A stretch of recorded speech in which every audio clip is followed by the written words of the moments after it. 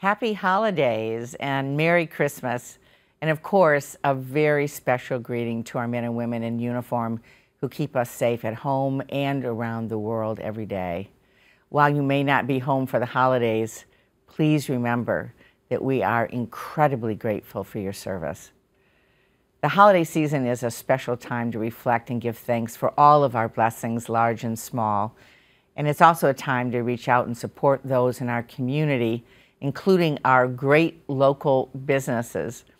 You know, the last year, I've had the honor of meeting so many wonderful small business owners all over Michigan who are working hard every day and providing great products and local services.